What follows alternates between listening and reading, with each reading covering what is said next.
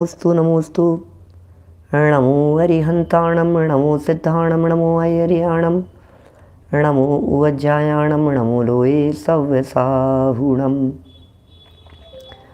ओकारं बिन्दुसंयुक्तं नित्यं ध्यायन्ति योगिनः कामदं मोक्षदं चैव ओंकाराय नमो नमः। अविरल शब्द घनो प्रक्षालित सकल भूतल मलकलंका मुनिभिरुपासित तीर्था सरस्वती हरतु नो दुरितान् अज्ञानतिमिरान्धानां ज्ञानाञ्जनशलाकया चक्षुरुन्मिलितं येन तस्मै श्रीगुरुवे नमः। श्रीपरं गुरुवे नमः। परम्पराचार्य गुरुवे नमः। सकल कलुष विध्वंसकं श्रेयसां परिवर्धकं धर्म संबंधकं भव्य जीव मन प्रतिबोधकारकं पुण्य प्रकाशकं पाप प्रणाशकमिदं शास्त्रं श्री संयम प्रकाशनामधेयं हास्य मूल ग्रंथकर्तारे श्री सर्वज्ञ देवास्तत्र ग्रंथकर्तारे श्री गणधर देवा प्रति गणधर देवास्तेषां वचनानुसारम् आसाद्य आचार्य श्री कुंद कुंदामनाय आचार्य सूर्यसागरेण विरचितं श्रोतारे सावधानतया शृण्वन्तु। मंगलम भगवान वीरो मंगलम गौतमो गणी मंगलम कुंद कुंदाद्योजन धर्मोस्तु मंगलम सर्वमंगल मांगल्यम सर्वकल्याणकारिकम प्रधानम सर्वधर्माणां जैनम जयतु शासनम जैनम जयतु शासनम जैनम जयतु शासनम। संयम प्रकाश नाम का यह ग्रंथ है, आचार्य सूर्यसागर जी साहब द्वारा लिखी गई यह रचना दृष्टिकोण बिल्कुल स्पष्ट है कि जीवों का उद्धार कैसे हो।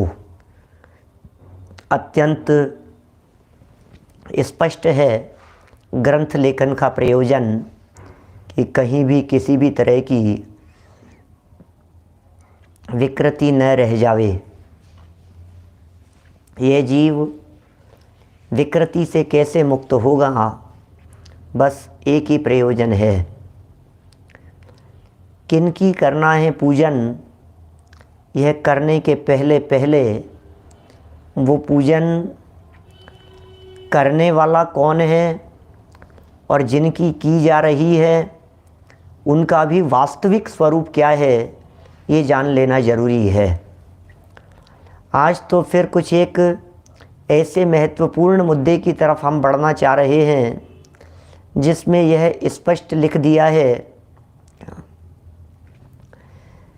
कि ये जो प्रभु हैं, क्या तुम्हारे ये एक ही प्रभु रह गए हैं क्या? और कोई प्रभु नहीं है क्या तुम्हारे?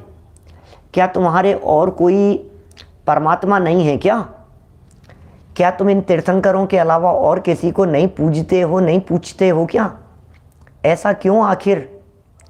ये बात आचार्य देव यहाँ कहना चाहते हैं। मांगलिक प्रसंग, मांगलिक चर्चा और पीछे जो चर्चा कल अपनी यहाँ हुई है वो यही चर्चा हुई है कि जिसको देखते हैं वैसे परिणाम हुए बिना नहीं रहते। जैसा देखेंगे वैसे हो जाएंगे। बस कैसा स्वरूप लगता है। वीतरागियों को देखेंगे तो वीतरागी हो जाएंगे। इसलिए जितना बन पड़े उतना आप प्रयत्न कीजिए कि हम वीतरागियों के समागम में रहें। काला साहब, हम लोग ज्ञानियों के समागम में रहें। हमारा काल अधिक से अधिक उत्तम मध्यम जगन्य ज्ञानियों के सानिध्य में बीते, जिनवाणी के सानिध्य में बीते। जब आप जिनवाणी के सानिध्य में अपना काल व्यतीत करते हैं तो आप वैसा ही अनुभव करने लग जाते हैं। जब आप जिनवाणी से दूर होते हैं तो आप वैसा अनुभव करने लग जाते हैं। बहुत फ़र्क पड़ता है। मैं आपको बता नहीं सकता। मैं जो बात कह रहा हूँ इस बात में बहुत गहराई छिपी हुई है। आपके ऊपर टीवी का ज़्यादा प्रभाव पड़ता है या आपके ऊपर मतलब दूरदर्शन का ज़्यादा प्रभाव पड़ता है या जिन दर्शन का? आप जिसके समागम में ज़्यादा रहेंगे उसका प्रभाव आपके ऊपर पड़े बिना नहीं रहेगा। सोचना, आप न्यूज़पेपर के समागम में ज़्यादा रहते हैं या आप इसके समागम में, जनवाणी के समागम में ज़्यादा रहते हैं? सोचना, कौन किसके समागम में रहता है? वो असर आए बिना नहीं रहता है। संगति शब्द के बारे में जब हम चर्चा करते हैं, जब कभी भी जहाँ कहीं पर भी संगति की चर्चा चलती है, तो मोटे मोटे तौर पर यही कहा जाता है और यही समझा जाता है, अच्छे लोगों की संगति होनी चाहिए, अच्छे लोगों की संगति होनी चाहिए। लेकिन बुक्स भी अच्छी संगति है, किताबें भी अच्छी संगति है, जिनवाणी भी अच्छी संगति है। ये कौन जानता है, कौन बताए ये बात? क्या जिनवाणी भी तो अच्छी संगति है भाई साहब। न्यूज़पेपर की संगति छोड़िए, कॉमिक्स की संगति छोड़िए और जिनवाणी की संगति को पकड़िए। ये परम उत्कृष्ट संगति है। आपको वैसा ही दिखने लग जाएगा जैसा आपके दिमाग में। कर्णेंद्रिय बहुत पावरफुल है। ये कर्णेंद्रिय के माध्यम से गई हुई बातें ब्रेन तक पहुंच करके हार्ट तक पहुंच जाती है और वो आपके जीवन का निर्माण उस तरह से कर देती है। जो बात कर्णेंद्रिय के माध्यम से जाती है, इसलिए कर्णेंद्रिय के माध्यम से जो बात जा रही है वो बात ऐसी जानी चाहिए जो जनवाणी की बात हो, जो वस्तु स्वरूप की बात हो, जो भेद विज्ञान की बात हो, जो अकर्तावाद की बात हो, जो संयम की बात हो, जो वैराग्य की बात हो, जो साधना की बात हो, जो आत्मा की आराधना की बात हो, जो अपने स्वभाव के नज़दीक ले जाने वाली बात हो। क्या हमेशा ज़्यादा से ज़्यादा आपका नेचर वही बन जाएगा, आपकी थिंकिंग वही बन जाएगी, आपका थॉट प्रोसेस वही हो जाएगा। क्या बस यही अब ये दिखा रहे हैं यहाँ पर। जब अपन ने इतनी सारी चर्चाएं यहाँ देखी संगति के संदर्भ में, कल जिनेंद्र देव, वीतरागी जिनेंद्र देव की संगति के संदर्भ में इतनी बातें कही। वीतरागी की संगति करो, ज्ञानियों की संगति करो, मुनिराजों की संगति करो, साधकों की संगति करो। जब इतनी बातें यहाँ कह दी गई तो फिर नया प्रश्न खड़ा होता है शिष्य का। अहम प्रश्न है आज के समय में, इस भारतीय संस्कृति में ऐसे प्रश्न उठते ही रहते हैं। इस तरह के प्रश्न आज ये समस्त भारतीय संस्कृति में मौजूद जितने भी धर्म दर्शन हैं, ये सब एक दूसरे से जुड़े हुए हैं। आपके पड़ोसी होंगे, आपके जानकार होंगे।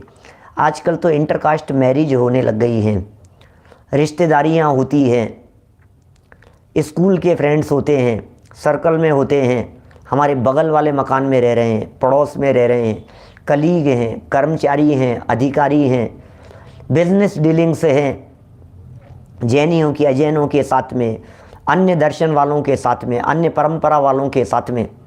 कैसे निभाएंगे आप? कैसे चलेगा? कैसे पार पड़ेगी? बताओ तो सही।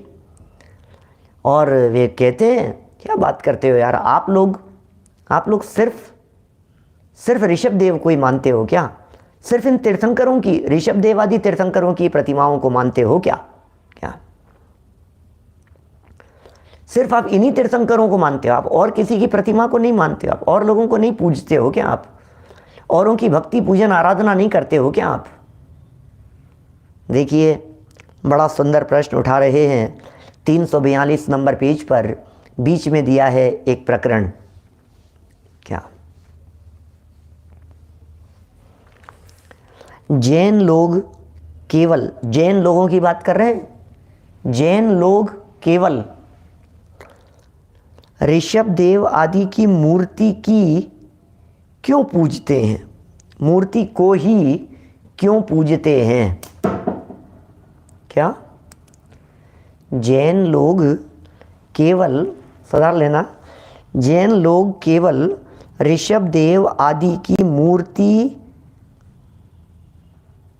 को ही क्यों पूजते हैं?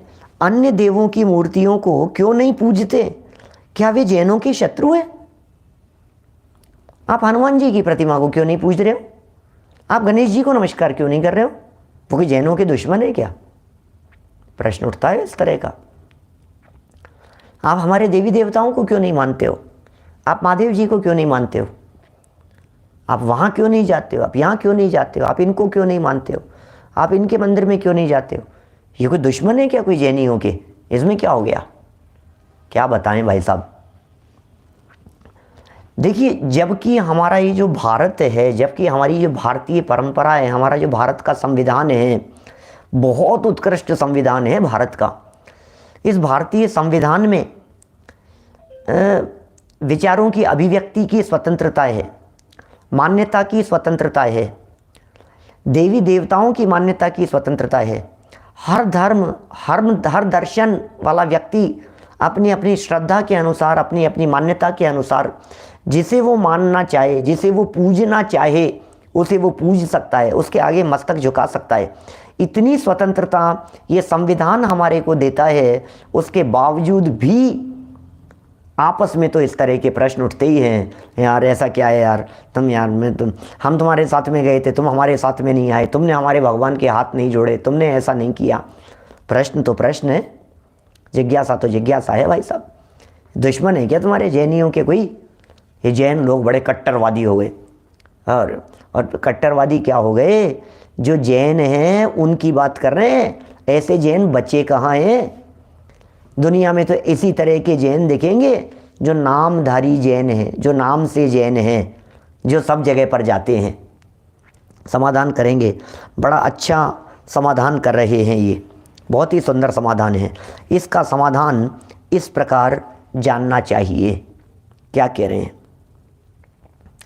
बंधुर्नन भगवान रिपवोपि नान्ये साक्षान् द्रष्टाचर एकतमोऽपि चैषाम् श्रुत्वा वचः सुचरितं च पृथग्विशेषं वीरं गुणाश्रय जलोलतया श्रिताः स्मः। क्या कह रहे हैं? भगवान महावीर हमारा सगा भाई नहीं है क्या? एक और श्लोक आता है, बहुत पहले हमने याद किया था, काफ़ी वर्षों पहले, 1997-98 के आसपास। न में पक्षपाते वीरो न द्वेषः कपिलादिषु युक्ति मत वचनम यस्य तस्य कार्य परिग्रह। न में पक्षपाते वीरो न द्वेषः कपिलादिषु। मैं कोई महावीर से पक्षपात करता हूँ कि कोई कपिल आदि से, कोई सुगत आदि से, मेरे को किसी का कोई पक्ष नहीं है, किसी का कोई हठाग्रह नहीं है। बस लेकिन इतनी बात अवश्य है कि जिनके वचन युक्ति अनुसार होंगे, बस उनके चरणों में हमारा मस्तक श्रद्धा से झुकता है। खत्म बात हो गई। सचिन जी उनको जैन नहीं कह रहे हैं, उन लोगों को जैन नहीं कह रहे हैं यहाँ। ये कह रहे हैं जैन लोग तो वे हैं जो इन तीर्थंकरों के अलावा अन्य किसी के आगे मस्तक नहीं झुकाते हैं। अब जरा सुनिए, ये बता रहे हैं कारण क्या है। भगवान महावीर हमारा सगा भाई नहीं है, श्लोक लिखा है यहाँ। भगवान महावीर कोई हमारा सगा भाई नहीं है, और न दूसरे हरिहरादिक हमारे शत्रु ही हैं। वो कोई दुश्मन थोड़ी ने हैं। हरि हैं, हर हैं, ब्रह्मा हैं, शंकर हैं, महादेव हैं, हनुमान हैं, राम हैं, कृष्ण हैं। हम बराबर उनको मानते हैं। हम कोई उनके दुश्मन नहीं है, हम कोई उनके शत्रु नहीं है। हम कृष्ण जी को भी मानते हैं। आप कह सकते हैं अपने साथियों को, आप कह सकते हैं अपने दोस्तों को, आप कह सकते हैं अपने लोगों को जो आपके ऊपर ऑब्जेक्शन करते हैं, आप उन्हें कह सकते हैं एडवोकेट साहब, हम तो कृष्ण भगवान की प्रतिमाओं को भी पूजते हैं। कौन सी प्रतिमाओं को? हमारे जिन मंदिरों में कृष्ण भगवान की प्रतिमाएं विराजमान है, कहाँ? जहां त्रिकाल चौबीसी की प्रतिमाएं विराजमान है, वहां ध्यान देना, मैं कुछ कहना चाहता हूं। जहां त्रिकाल चौबीसी की प्रतिमाएं विराजमान हैं, वहां भविष्यकालीन चौबीसी के 16वें तीर्थंकर निर्मल नाम से श्री कृष्ण भगवान की प्रतिमा विराजमान है। हम उनको अर्घ्य चढ़ाते हैं, हम उन्हें पूजते हैं। हम राम भगवान को भी पूजते हैं, हम हनुमान भगवान को भी पूजते हैं। अच्छा, पता ही नहीं था। उन्हें खोल करके दिखा दो, निर्वाण कांड खोल करके दिखा दो, उन्हें खोल करके दिखा दो उनकी पंक्तियां। राम हनु सो ग्रीव सुडील, गव गवाक्य नील महानील, कोटि 99 मुक्ति पयान, तुंगी गिरि वंदो धरि ध्यान। बोलो, सबको पूछते हैं। लेकिन पता है प्रॉब्लम क्या होगी? इतना कहते ही वे सज्जन, वे महाशय, वे आपके मित्र, हो बातें तो बड़ी बड़ी कर रहे हैं, चल फिर हमारे साथ में, चल अंदर चल, चल फिर हाथ क्यों नहीं जोड़ रहे? तो उनसे कहना, प्यार से कहना, उन्हें समझाना, समझाएंगे तो सब समझेंगे। हमारी श्रद्धा राग के प्रति नहीं है, वैराग्य के प्रति है। हम रागियों के नहीं, वीतरागियों के भक्त हैं। बस आ गई ना बात तेरी कि नहीं नहीं मैं सच कहता हूँ, मैं सच कहता हूँ। यदि महावीर भगवान या ऋषभदेव भगवान भी कहीं राजपाट दशा के अंदर बैठे हुए दिखाई देंगे तो मेरा मस्तक उनके आगे भी नहीं झुकेगा। अरे क्या बात कर रहा है, ऋषभदेव को भी नहीं मानता है, अरे कैसी बात कर रहा है। महावीर भगवान को भी हाथ नहीं जोड़ेगा कि हाँ नहीं जोड़ूंगा भैया। तब तक नहीं जोड़ूंगा जब तक महावीर भगवान ने दीक्षा लेकर के वीतराग दशा को प्रकट नहीं कर लिया। तब तक मेरा मस्तक ऋषभदेव भगवान के आगे भी नहीं झुकेगा, तब तक नहीं झुकेगा ऋषभदेव भगवान के आगे भी जब तक वे ऋषभदेव दीक्षा लेकर के भगवान नहीं बन गए थे। हम राजा ऋषभदेव के भक्त नहीं हैं, हम तो भगवान ऋषभदेव के भक्त हैं। इसी तरह से हम कहना चाह रहे हैं, हम राजा राम के भक्त नहीं हैं, हम तो भगवान राम के भक्त हैं। हम राजा राम के चरणों में मस्तक नहीं झुकाएंगे क्योंकि राजकुमार महावीर के चरणों में भी नहीं झुकाते हैं। हम राजा राम के चरणों में नहीं झुकाएंगे क्योंकि हम राजा ऋषभदेव के चरणों में भी अपना माथा नहीं टेकते हैं। हाँ, जब ऋषभदेव भगवान ने, जब राम भगवान ने, जब महावीर स्वामी ने दीक्षा ले ली, संयम ले लिया, त्याग कर दिया, वैराग्य ले लिया, उसके बाद वे हमारे आदर्श हो गए। आदर्श के प्रति हमारा मस्तक झुकता है। ये बात है सच्ची। जब आप समझाते हैं तो समझ में आती है। बात तो ऐसी ही है भैया। आप समझाएंगे तो ज़रूर समझ में आएगी। आप अच्छे से समझाइए, आप प्यार से समझाइए। हमने आपको बात कही है उसे समझाइए, आप सबके बराबर समझ में आइए। वीतरागता हमारा आदर्श है। अरे भोग विलासिता नहीं, भोग विलासिता नहीं।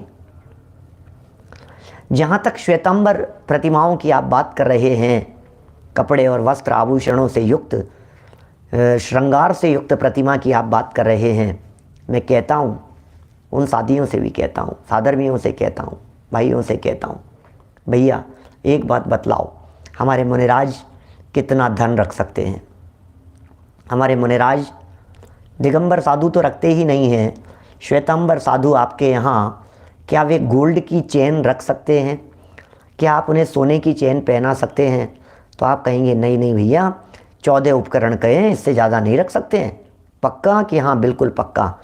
तो जो भगवान होते हैं वे उससे ऊपर होते हैं या नीचे होते हैं? जब मुनि अवस्था में ही गोल्ड नहीं था तो भगवान बनने के बाद मस्तक पर गोल्ड का मुकुट रख देना, ये तो भैया उचित नहीं लग रहा है। क्या हमारे विचारों से थोड़ा सा मेल नहीं खा रहा है? बात थोड़ी सी समझ में आनी चाहिए।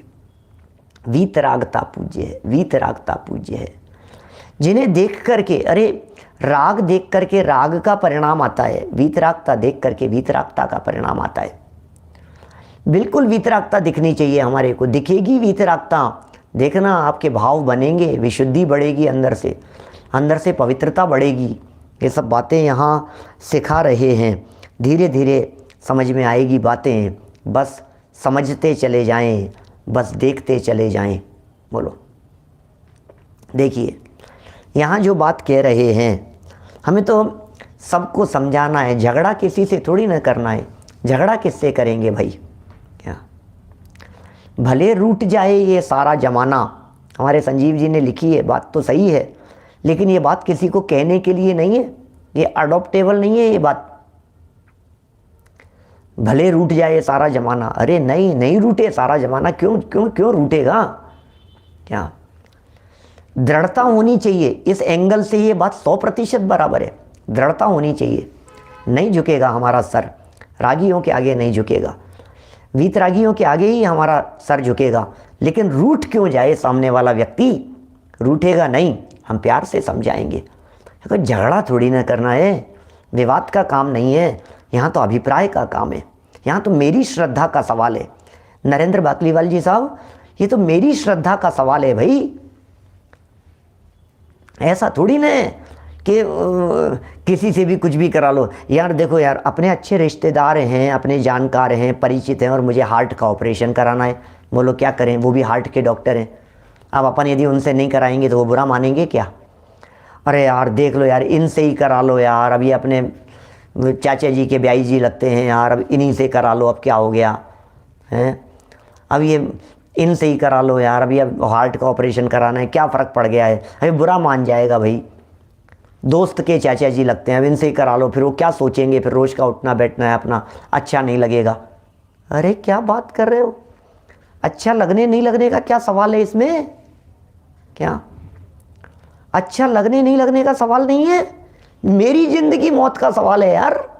मुझे जिससे कराना होगा, जिसके ऊपर मेरा विश्वास बैठेगा, उस डॉक्टर से कराऊंगा। जयपुर छोड़ करके बम्बई जा करके कराऊंगा, बम्बई छोड़ करके लंदन जाके कराऊंगा, ऑस्ट्रेलिया में जा करके कराऊंगा, अमेरिका में जा करके कराऊंगा, अहमदाबाद जा करके कराऊंगा, पूना जा करके कराऊंगा, वहाँ के डॉक्टरों को यहाँ बुला करके कराऊंगा, जिस पर मेरा विश्वास होगा वहाँ कराऊंगा यार। सब समझ ना भैया, बुरा मानने का सवाल नहीं है इसमें, कोई बुरा नहीं मानता है।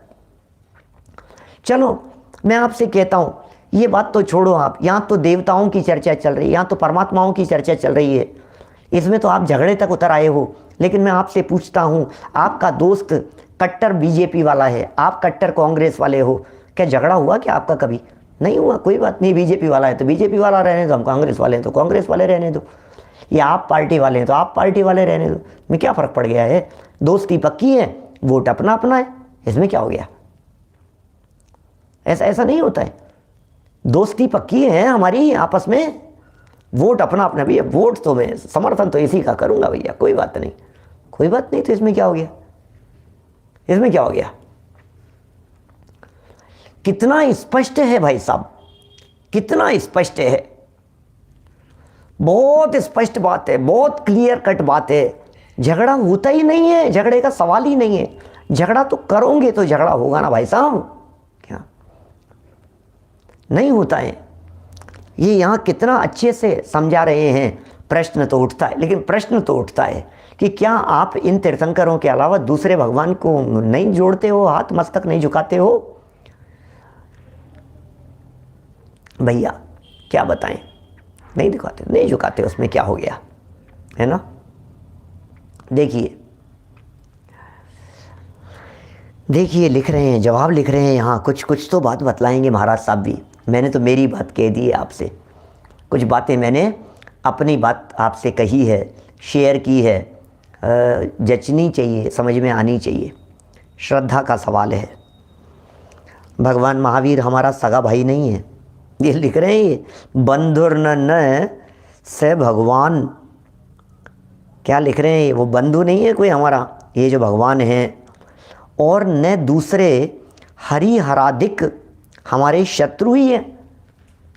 हरिहराधिक हमारे शत्रु नहीं है, राम कृष्ण हनुमान ये हमारे शत्रु नहीं है, मानते हैं, उनको भी मानते हैं, जैसे हैं उन्हें वैसा मानते हैं, जिस रूप में है उन्हें उस रूप में मानते हैं, स्वीकार है हमारे को। लेकिन भगवान के रूप में पूजनीय अवस्था, वो तो हमारे लिए श्रद्धा का विषय होगी। क्या देखिए,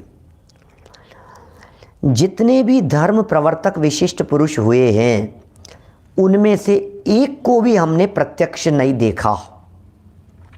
महाराज साहब क्या लिख रहे हैं? जितने भी धर्म गुरु हुए हैं, जितने भी विशिष्ट महापुरुष हुए हैं, धर्म के प्रवर्तक हुए हैं, ऋषभ देव से लेकर के महावीर भगवान तक भी किसी को नहीं देखा। न हनुमान जी को देखा, न रामचंद्र जी को देखा, न गणेश जी को किसी ने देखा है, न श्री कृष्ण जी को किसी ने देखा है। किसी ने किसी को नहीं देखा है। और तो और हम लोगों में से किसी ने भी मोहम्मद साहब को भी नहीं देखा। हम में से किसी ने भी गुरु गोविंद सिंह को भी नहीं देखा। हम में से किसी ने भी दयानंद विवेकानंद स्वामी किसी को भी नहीं देखा। हम में से किसी भी व्यक्ति ने ये कि साईं बाबा को भी नहीं देखा। किसी को नहीं देखा। किसी भी धर्म संप्रदाय के कोई भी होगा, किसी को भी नहीं देखा, प्रत्यक्ष नहीं देखा। किंतु अलग अलग उनके कहे हुए शास्त्रों को पढ़ा है तथा उनके जीवन चरित्र पढ़े। भाई ये बात तो सच्ची है ना, क्या ये बात तो बराबर है या नहीं? हम उन लोगों के जीवन चरित्र पढ़े हैं, स्कूल में पढ़े हैं, कॉलेजों में पढ़े हैं, बुद्ध को भी पढ़ा है, गौतम बुद्ध को भी पढ़ाया जाता है, स्कूल में पढ़ाया जाता है, कॉलेजों में पढ़ाया जाता है, गांधी जी को भी पढ़ाया है ना। हम में से बहुत कम, शायद ही उंगलियों पर गिनने जितने लोग होंगे, कोई मुश्किल से कोई, जिन्होंने महात्मा गांधी जी को भी देखा हो प्रत्यक्ष। क्योंकि कब उनकी डेथ हो गई थी, सोचो आप, आज 70 साल हो गए डेथ हुए। अब इससे ज़्यादा बड़ी उम्र के कोई लोग हों और उन्होंने प्रत्यक्ष गांधी जी की कोई सभा कहीं हुई हो, वहाँ देखा हो, बड़ा दुर्लभ है। 1948 में डेथ हो गई थी। कितने साल हो गए बोलो? 73 साल हो गए आज। अब 73 ईयर्स, अब किसने देखा होगा? 73 ईयर का मतलब ये हो गया 83 के कोई व्यक्ति हो तो उसको याद होगी हमने गांधी जी को देखा है। इससे बड़े कोई हो, और फिर उस भी जिस नगर में रहते हो, जिस जगह पर हो, तो ये सब महापुरुषों के बारे में हमने खूब देखा, सुना है, पढ़ा है। पढ़ा तो है लेकिन इतिहास में तो पढ़ा है। अंत में हमने निष्पक्ष दृष्टि से यह निष्कर्ष निकाला है। अब ये क्या कह रहे हैं सुनो, ये क्या लिख रहे हैं? अंत में हमने निष्पक्ष दृष्टि से यह निष्कर्ष निकाला है कि दूसरे देवों में राग, द्वेष, मोह, अज्ञान आदि दोष देखे जाते हैं। ये प्रॉब्लम है। हम तर्क की कसौटी पर कस करके चल रहे हैं क्या? हम वीतरागी भगवान को क्यों चुना हमने? क्या हमने वीतरागी भगवान को क्यों चुना? ये कह रहे हैं क्योंकि हमने जितनों को देखा है उनमें राग द्वेष देखा है, उनमें कषाय भाव देखे हैं, उनमें विभाव भाव देखे हैं, आदि दोष देखे जाते हैं। जबकि हमारे ऋषभ देव से लेकर वीर प्रभु पर्यंत 24 तीर्थंकर वीतरागता, विज्ञानता, स्वार्थ त्याग, क्या हितोपदेशी सद्गुण आदि गुणों के निधि थे, परमात्मा थे, सच्चे धर्म तीर्थ के प्रवर्तक थे। अब बोलो, अब कितना हमने तो रामचंद्र जी को भी नहीं देखा, उनको भी नहीं देखा, महादेव जी को भी नहीं देखा, नारद जी को भी नहीं देखा, नारायण को भी नहीं देखा, हमने तो रुद्र को भी नहीं देखा, नारायण को भी नहीं देखा, किसी को भी नहीं देखा हमने। अब लेकिन उनकी कथाएं तो पढ़ी है हमने, कथाएं तो सबने पढ़ाई है। जब कथाएं हमने पढ़ी है, जब कहानियाँ जब हमने चारों तरफ पढ़ी हैं उन सब की, तो कथा कहानियाँ पढ़ने पर इतनी बात तो समझ में आ गई हमारे को, ये तो रागी थे। क्या ये वीतरागी थे, ये कषाई थे, ये क्रोधी थे, ये अस्त्र शस्त्र वाले थे, और ये बोले कुछ नहीं था इनके पास में। ये तो सब देखे हैं क्या? बोलो,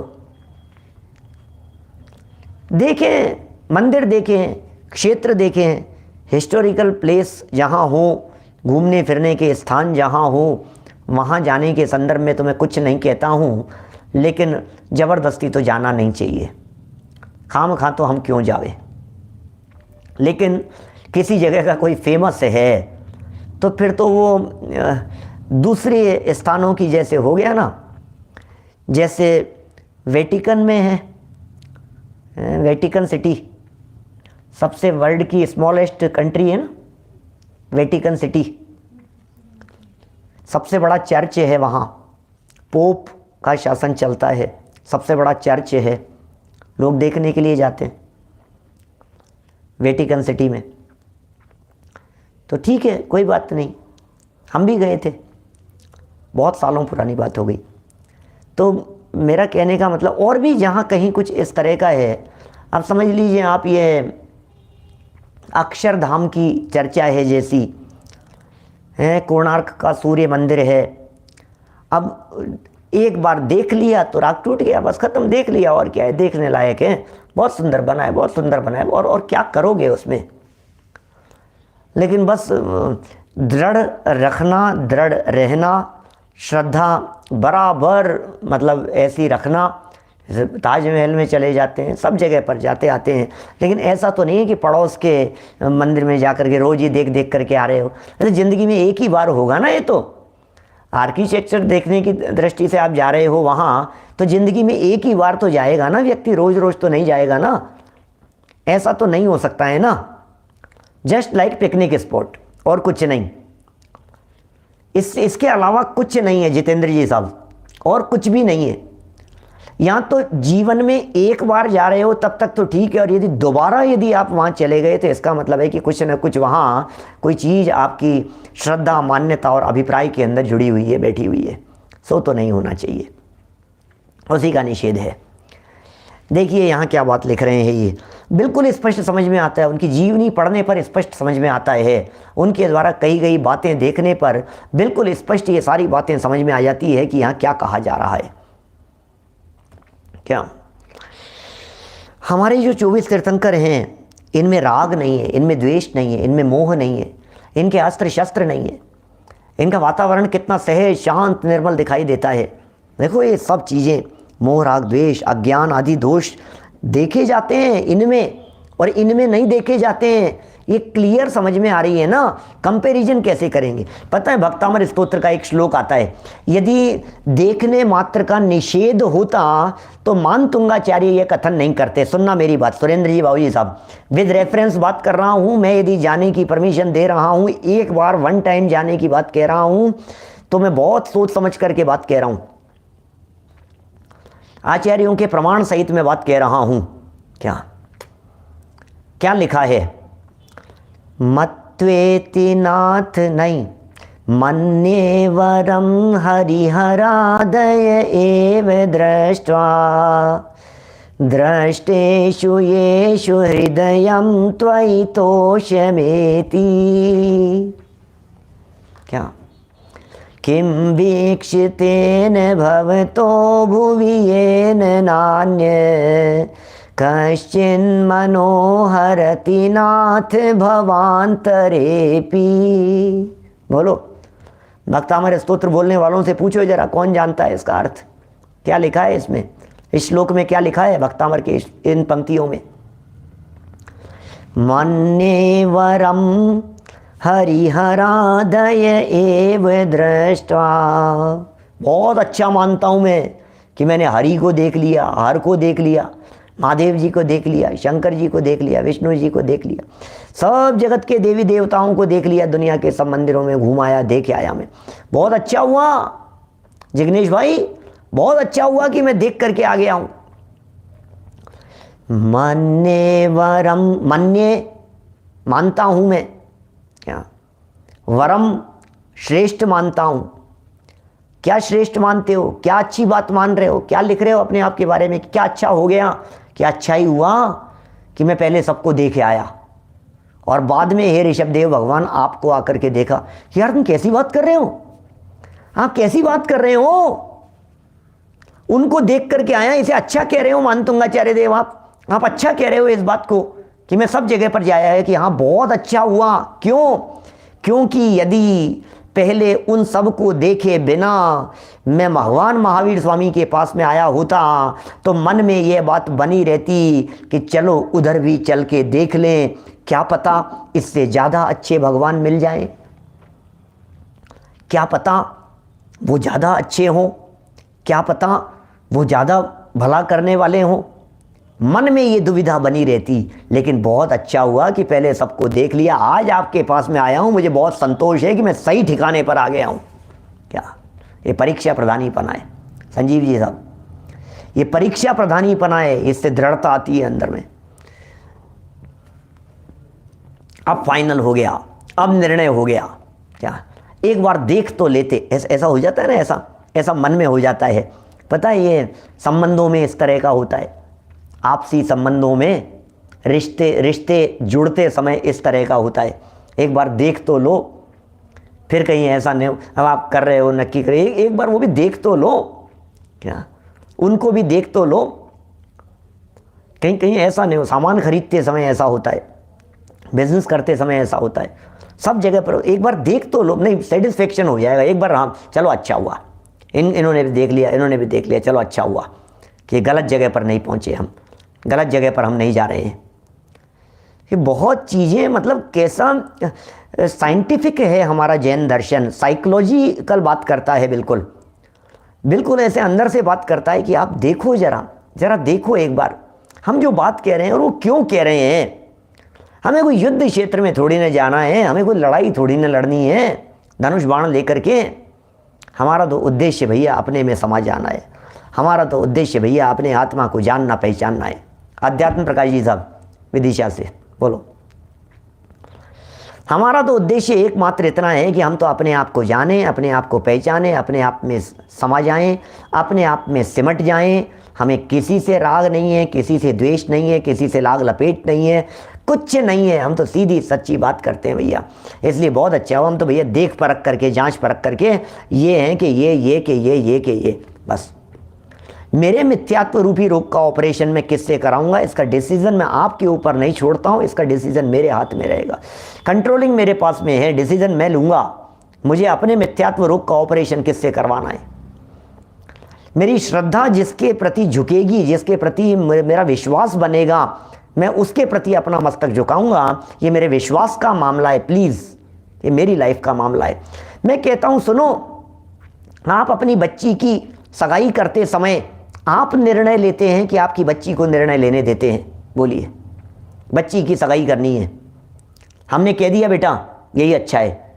नहीं बेटा, तू सोच ले, जिंदगी तुझे जीनी है बेटा, और देख ले बेटा, और विचार कर ले, अभी कोई जल्दी नहीं है बेटा, 2 महीने और रुक जाएंगे क्या?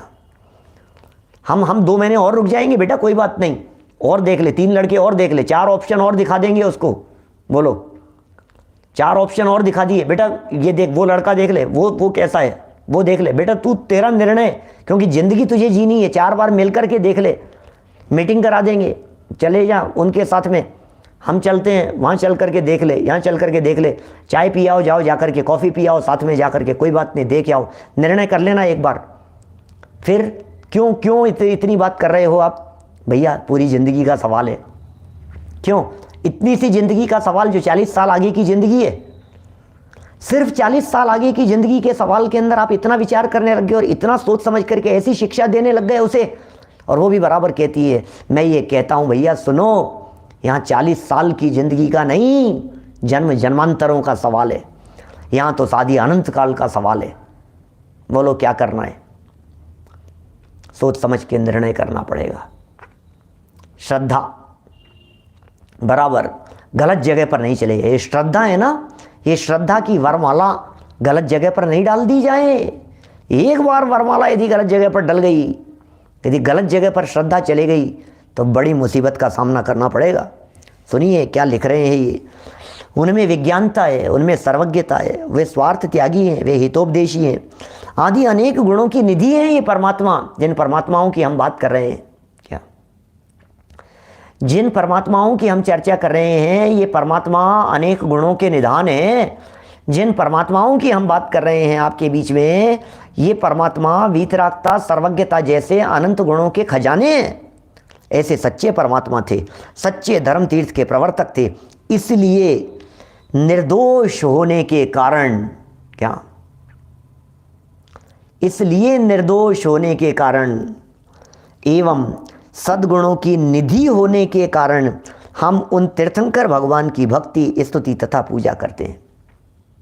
बस ये बात बतला दी यहाँ पर। सद्गुणों की निधि होने के कारण, निर्दोषी होने के कारण, वे निर्दोषी हैं ये भगवान, इसलिए हमारा मस्तक उनके। ये भगवान ये नहीं कहते कि तू मेरे पास आ, हाँ तू मेरा भक्त है, मेरे पास आकर के बैठ जा, बस ये नहीं कहते। ये सबसे बड़ा प्लस पॉइंट है। जब मैं इन वीतरागी गुरु की शरण में गया, तो उन्होंने ये नहीं कहा कि तू वहां मत जाना, समझ में आ रही है बात? यदि कोई व्यक्ति, संजय जी भाई साहब ध्यान देना, बहुत गजब की बात कहता हूं, यदि कोई व्यक्ति ये कह रहा है कि वहां मत जाना, वहां मत जाना, सिर्फ मेरे ही पास में रहना, इसे डर है कि मेरा भक्त कहीं दूसरे के पास में नहीं चला जाए, इसका मतलब यह है कि गुरुजी तुमसे अच्छा भी कोई और है। यही अर्थ हुआ ना, यही अर्थ हुआ ना। हमारे मुनिराज, हमारे तीर्थंकर, हमारे गुरु यही कहते हैं, जाओ जाओ देख आओ, तुम्हें जहाँ जाना है जा आओ, मार्ग तो एक ही है। एक होए तृण काल मां परमारथ नो पंथ, सब जगह घूम फिर करके आओ, जग घूमे आ, सारे दुनिया में घूम करके आओ, सारे दुनिया में चक्कर लगा करके आओ, कौन कौन मिलता है तुम्हारे को, जाओ जरा, वीतरागी ही सच्चे दिखाई देंगे, निर्णय तुम्हारे हाथ में, निर्णय तुम्हें करना है भाई, हम रोकते नहीं है किसी को, जिसको जहां जाना हो वहां जाओ, लेकिन कसौटी हाथ में लेकर के जाना, कसौटी पत्थर तो रखना। ऐसे जाएगा तो क्या करेगा, गंगा गए गंगादास, जमुना गए जमुनादास, ऐसे तो थोड़ी ना चलेगा। कसौटी पत्थर रखना अपने पास में, फिर जाना। तुम्हारा निर्णय क्या है, पीसफुल लाइफ है ना आपका, आपका गोल तो, आपका गोल क्या है, पीसफुल लाइफ, आपका गोल क्या है, शांति, आपका गोल क्या है, ये विचार कीजिए। आत्मिक शांति चाहिए, इंटरनल पीस चाहिए हमारे को, तो फिर हम आपसे पूछ रहे हैं, सुनो जरा, इंटरनल पीस जिनके पास में होगी वही दे पाएंगे, आत्मिक शांति जिनके पास में होगी वही दे पाएंगे। निर्णय आपके हाथ में, जाओ जग घूमे आओ, मारे जैसा न कोई, मारे जैसा न कोई। क्या ऐसे होते हैं गुरु, ये तो कह रहे हैं भाई साहब, कितनी सुंदर बात कह दी है, निर्दोषी हैं, इन सद्गुणों की निधि होने के कारण हम उन तीर्थंकर भगवान की स्तुति भक्ति पूजा करते हैं। देखो मानतुंगाचार्य देव ने कह दिया ना, बड़ा अच्छा हुआ, बहुत ही अच्छा हुआ। मानतुंगाचार्य देव ने क्या कह दिया, मैं सब जगह जाया है यार, अच्छा ही हुआ यार, सबको दे के आया मैं, चलो मेरे माथे से वजन उतर गया, एक बार वो भी मैंने करके देख लिया, वो भी करके देख लिया, अब कोई विकल्प नहीं रहा, एक बार ये भी करके देख लिया, चलो कोई बात नहीं। मन में तो नहीं रहेगी कि हमने कम से कम ये उपचार नहीं किया। आप करते हैं कि नहीं कभी कभी ऐसा, किसी चीज़ में उलझ जाते हैं, किसी चीज़ में फंस जाते हैं, और आपको कोई व्यक्ति उपाय बतलाता है, 6 उपाय कर लिए आपने, किसी व्यक्ति ने कोई बतलाया, तो आपको क्या लगता है, चलो यार ये भी करके देख लो, कोई बात नहीं।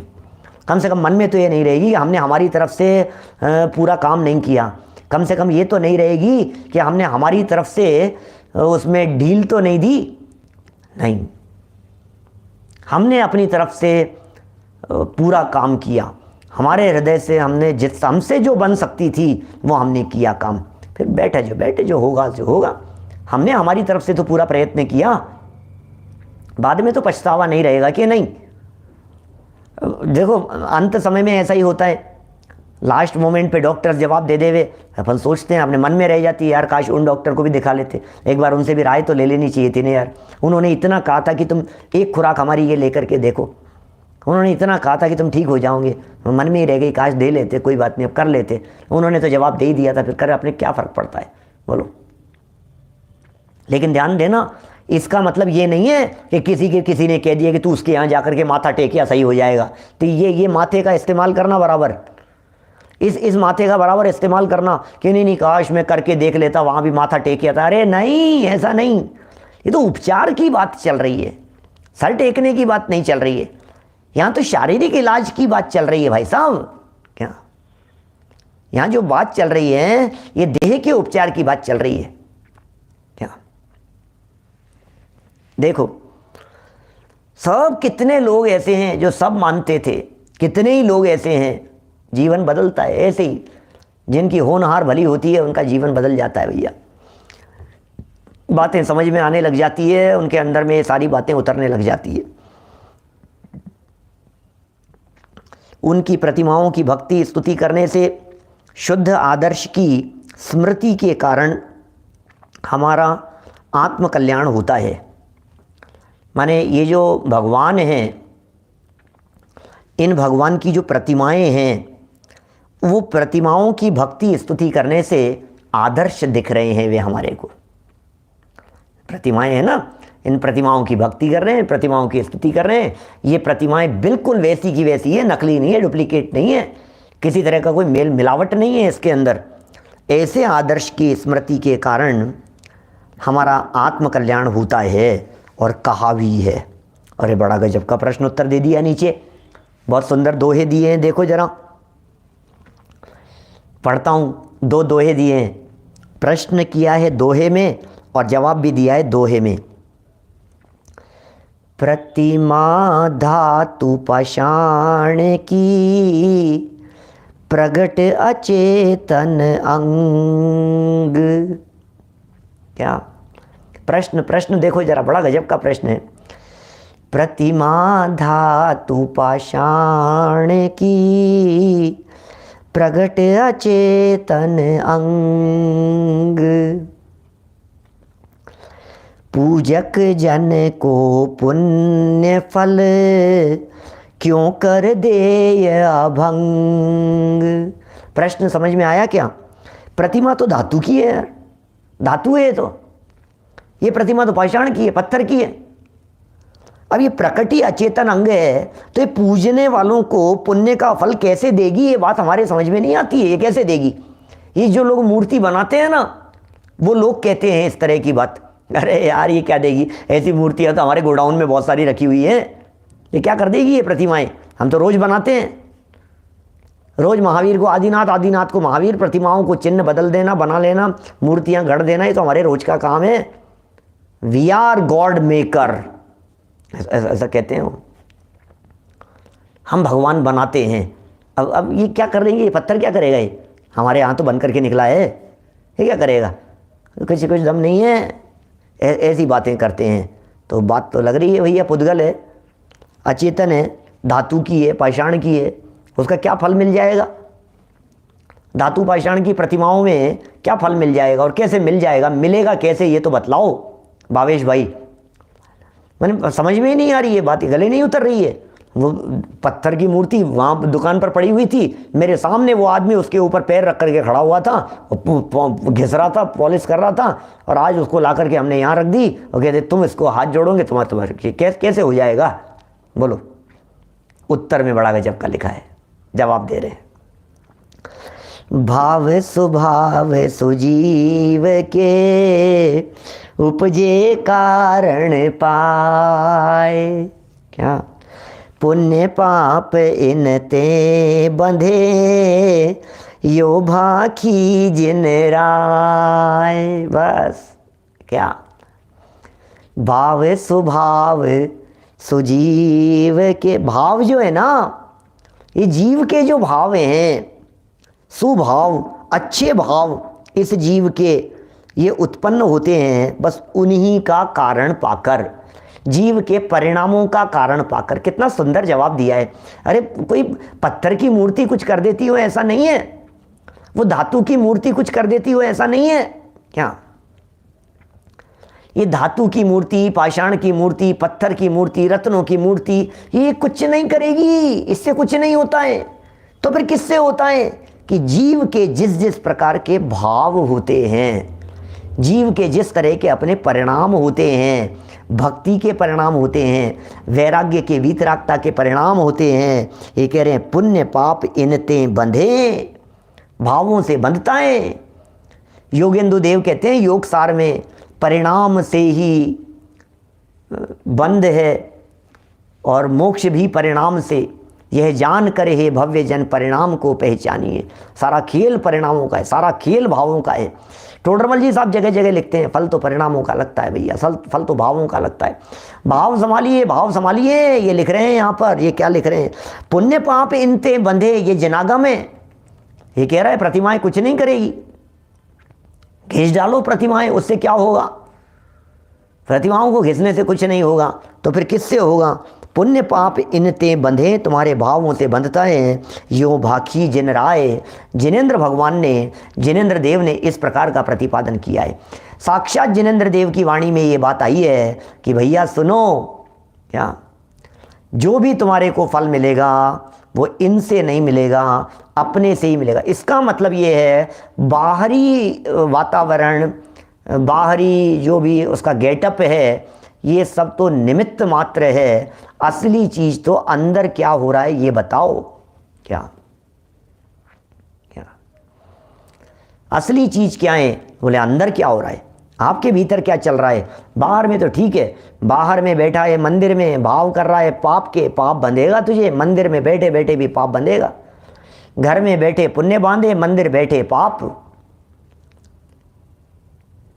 समझाएं ये बात श्री गुरु, बड़ी अचरज की बात, नहीं समझ में आती है, इसके समझ में ही नहीं आ रही है, कितनी मार्मिक बातें हैं। चलिए सारांश देते हैं इनका, फिर कल कृत्रिम प्रतिमाओं के उद्भव की बात करेंगे।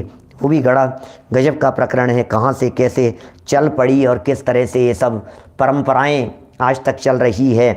सारांश देखिए डेडलाइन में, जिनेंद्र भगवान की प्रतिमाओं से उन तीर्थंकरों का स्मरण होता है। एक्चुअल में तो बात ये है क्या, यहाँ जिनेंद्र भगवान की प्रतिमाओं से, वे प्रतिमा कुछ नहीं करेगी, लेकिन ये प्रतिमा तो कुछ नहीं करेगी, लेकिन इस प्रतिमा को देख करके स्मरण क्या होता है, तीर्थंकरों का स्मरण होता है इन प्रतिमाओं को देख करके। ओह चांदनपुर वाले बाबा, अरे धन्य, अरे देखो आप बड़े बाबा, झूले आँखियन में, आँखों के अंदर झूम रहे हैं, वीतराग छवि दिखाई दे रही है, श्रवण बेलगोला बाहुबली भगवान दिखाई दे रहे हैं, आंखें बंद करो बाहुबली भगवान के दर्शन होते। जैनेंद्र भगवान की प्रतिमाओं से उन तीर्थंकरों का स्मरण होता है जो कि हमारे जैन धर्म तीर्थ के प्रवर्तक हुए हैं। क्या, जो इस धर्म तीर्थ के प्रवर्तक हुए हैं उनका स्मरण होता है। इसका मतलब ये कहना चाहते हैं कि हम यहाँ मूर्तियों के दर्शन नहीं कर रहे थे, हम यहाँ पाषाण के दर्शन नहीं कर रहे थे, हम यहाँ अष्ट धातु के दर्शन नहीं कर रहे थे, अष्ट धातु की प्रतिमा में हम यहाँ पीतल के दर्शन नहीं कर रहे थे, हम यहाँ सिल्वर के दर्शन नहीं कर रहे थे। अरे हम तो इस सिल्वर की प्रतिमा में सिल्वर नहीं देख करके महावीर भगवान देख रहे थे। हम तो इस गोल्ड की प्रतिमा में, अष्ट धातु की प्रतिमा में अष्ट धातु नहीं देख करके परमात्मा देख रहे थे। क्या हम क्या देख रहे थे, सोचो जरा है? हमने क्या देखा, सोचना। ये कह रहे हैं यहां पर, जिनेंद्र भगवान की प्रतिमाओं से उन तीर्थंकरों का स्मरण होता है, उन तीर्थंकरों का स्मरण होता है। आप क्या देखते हैं, आप उसकी विशालता देखते हैं। मैं तीर्थ क्षेत्रों पर जब जब तीर्थ यात्राओं के दौरान जब जब प्रवचन हुए, मैंने इस तरह की बातें कही। उल्लास भाई आप तो थे टीकमगढ़ में, मैंने बहुत जगह क्या बात कहता हूँ, मैं हमेशा ये बात कहता हूँ, फिर कहूँगा कभी प्रसंग बनेगा तो इस तरह की बात। क्या देख रहे हो आप, रत्नों को देख रहे हो। कोई नई प्रतिमाएं देख रहा है, कोई पुरानी देख रहा है, कोई प्राचीनता देख रहा है, कोई चौथे काल की प्रतिमा देख रहा है, कोई विशालता देख रहा है, कोई छोटी सी प्रतिमा देख रहा है, कोई बिल्कुल नई देख रहा है। क्या क्या देखते हैं, भगवान कौन देख रहा है बतलाओ जरा।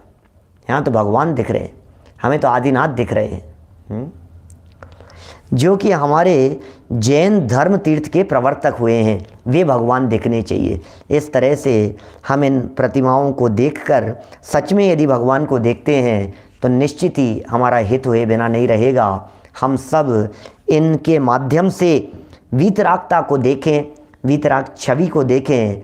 इसी मंगल भावना से बात को यहीं विराम देता हूँ। कृत्रिम प्रतिमाएं क्या है और उन प्रतिमाओं का प्रादुर्भाव कब, कहाँ से और कैसे हुआ, इसकी चर्चा कल यथा समय रात्रि 8 बजे अभिजनवाणी स्तुति। निज निधि निज में बताई, यह अनंत उपकार है, उसके लिए जिन वाणी माँ को वंदना शत बार है, वंदना शत बार है। नमो मोरिया।